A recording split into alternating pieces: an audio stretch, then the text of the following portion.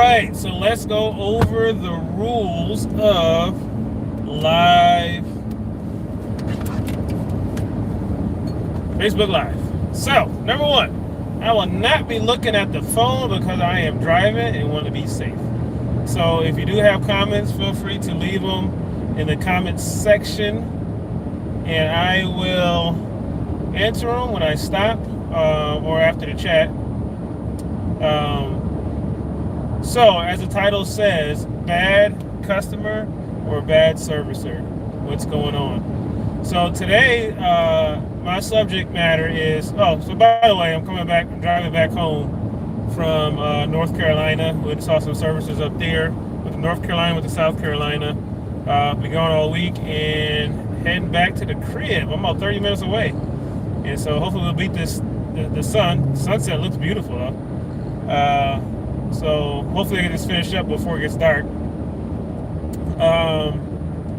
So what inspired this today was I want to talk to a guy, and he reminded me of so many other guys I've met that's kind of getting started.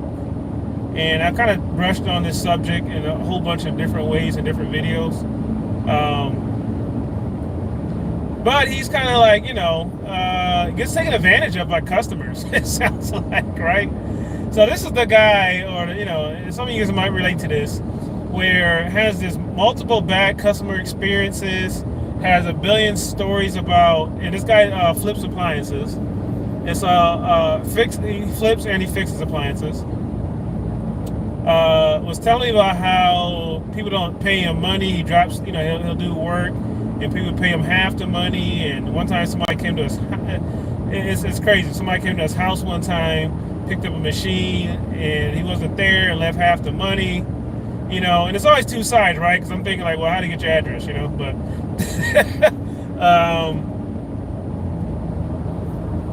excuse me, my AC on, get me, choke me. And so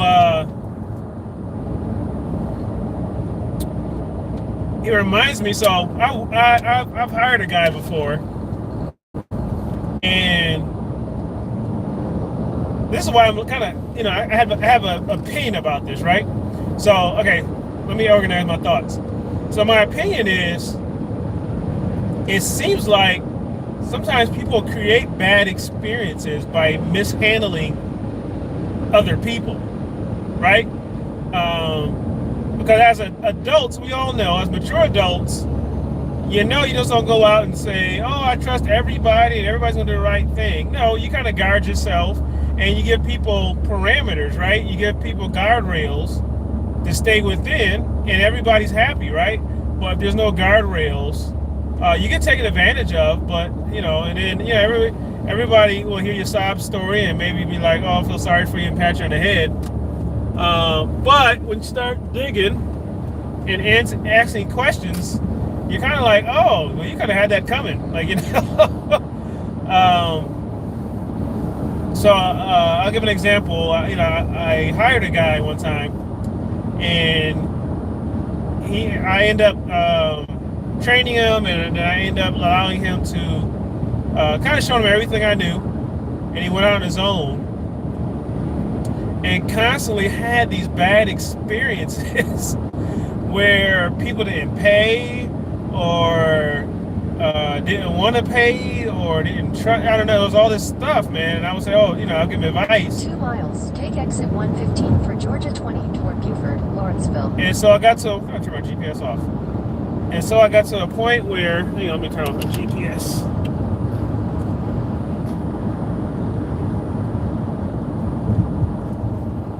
Okay. So got to a point where I was like, dude, it might just be you, because I trained him. We use the same advertising, same pricing, everything. I'm like, dude, it might be you, because we pretty much have the same customers, and I almost never had those experiences. The things I find that these same folks have in common are they're typically nice people, quote unquote, come across very nice.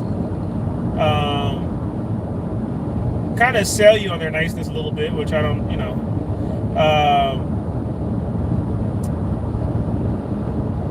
And really just mismanages situations, and kind of talk to the customers like they're friends. And so I think that, so I believe the problem is, hey, don't forget the thumbs up, you're hanging out. And so I believe a lot of the problems are you gotta manage people, man. So case in point,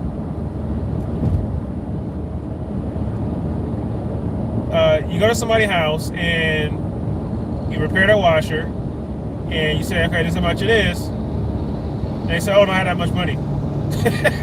Right? Bad situation, right? Okay, now you can leave, complain about, oh, they didn't want to pay me, oh, I did all this work and they didn't have the money. But I think the professionals out here would have been like, well, dude, you got to give them a price up front, right?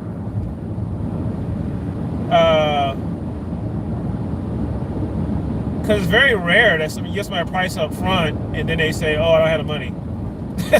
Right? Because that is blatant at that point.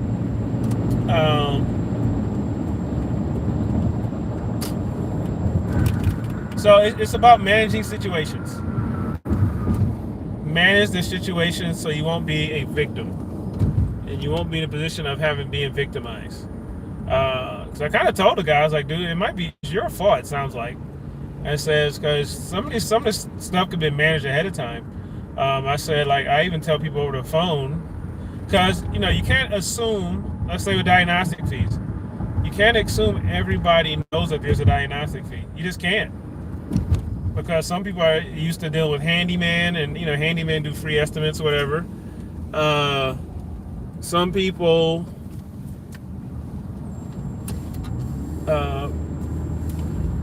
maybe lifetime renters, right? Lifetime renters rent it all their life and don't know about diagnostic fees, right? They never had to hire nobody. Just, landlord to send somebody out down. That's all they know. So it's getting dark now. And so that taught me to always disclose my diagnostic fee and tell people. They say, hey, can you come fix my dryer? I'm like, yep, I sure can. Just the FYI, my diagnostic fee is $60, and it's waived with the repair. And most people are happy because I always say it's waived the repair because people always ask that question: do I have to pay that with the repair or whatever? Even though it really doesn't matter, right? Because you're gonna pack it in the price anyway. Don't forget to give a thumbs up. Help support the channel. Thanks for listening to my jaw jabbing. So yes, so this kind of goes back to the video I did on what kind of pricer are you? Are you the professional pricer, knife guy pricer, or entitled pricer, right? And so it's about managing people, man. If you're a bad manager of your customers, then yes, you will be taken advantage of. Sometimes I don't think that people purposely try to take advantage of other people. I just think maybe there's expectations that you guys are not on the same page that's never been established. You can't go out and do work on somebody's machine and they don't know how much it may cost. Even if you don't know until you take it apart, you still give them an estimate, right? That sets up a bad situation in which you'll be crying that you were a victim of somebody not paying, even though it's probably your fault. You've got, hey, thanks for coming in. Give it a thumbs up.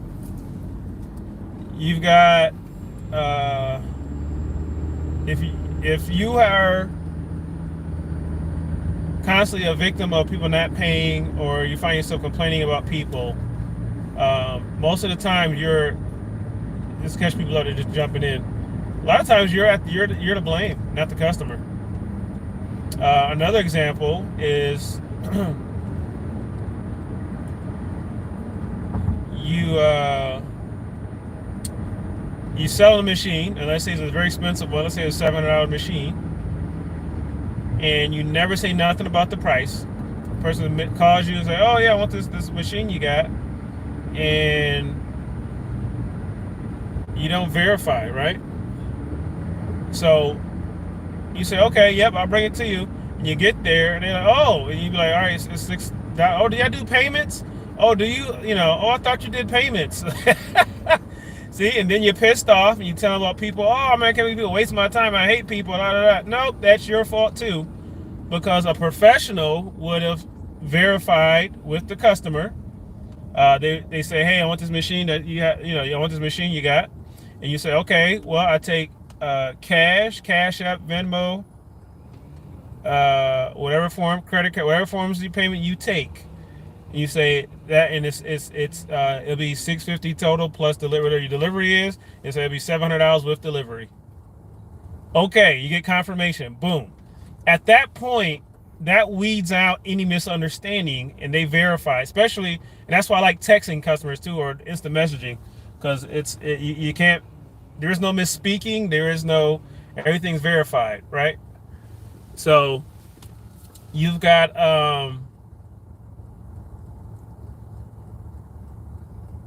that's what it is. You have to verify. So, yeah. Sorry, I'm having multiple thoughts right now. This is having you go live, man. No editing. Boy. Yeah, share your thoughts. Share your thoughts with me. Put it in the comment section. So you've got. I'm at a light right now. So yeah, if you are, having bad experiences with people in general, you got to be better at people management, customer management. You got to be better at that. Again, unless you're just a dramatic person and you're addicted to being being the victim and the attention that brings by complaining. Another trait of folks that I've run into that usually get taken advantage of, and customers not paying and stuff, are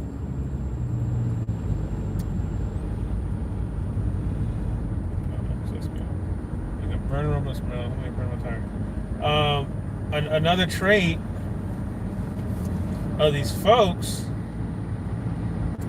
is that they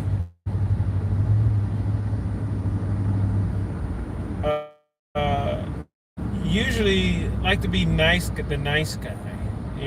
Oh, I'm so nice. I'm gonna be nice to you. I'm gonna nice you to death. Oh, there's you can't make the whole payment. Okay, well, just pay me in installments. If you get there and they can't pay you, and they already broke the agreement, what makes you think they're gonna pay you in payments? You're setting yourself up for failure, man. Another trait of these folks are they typically complain about people in general, right? Complain about how they hate people, or how they people are just bad. Got the worst to say about society, which most people are good people, because if they weren't, we will be in the middle of chaos, right?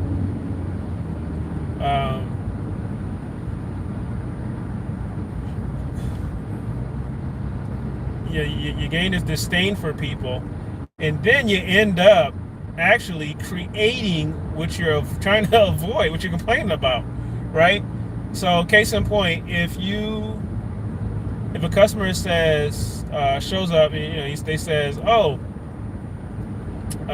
let's say the credit card don't work or something, and you instantly go to the negative. Oh, I know you didn't have the money. Oh, you're trying to beat me up, and all of a sudden you just start spewing this negativity on your customer, and the customer's like, hey, no problem, man, I got cash. But if you just assume the worst in society, man, that will come up, and you just create a bad experience for yourself. So that's my soapbox, man. This is my rant. Been in the car for 2 hours, so maybe I got something to do with it. That's my rant. Feel free to comment. I'll make this live a little short, but just popping in, just talking about.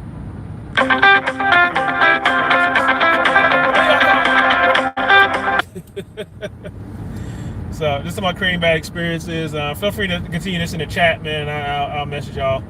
But about 15 minutes from the house. Thank y'all. Appreciate you. Thumbs up. Don't forget to subscribe if you're not already a subscriber. Look at my other videos. If you hate this one, it's live. I edit it and kind of just off the hip. But I got a lot of I got more productive videos. So I got about a 7-year library of appliance repair talk videos, repair help, and all that other good stuff. Also, if you need a wholesale parts account, if you're a servicer, hit me up. Email me, rewilliams@encompass.com. Information in the description. See you next time. Have a good evening.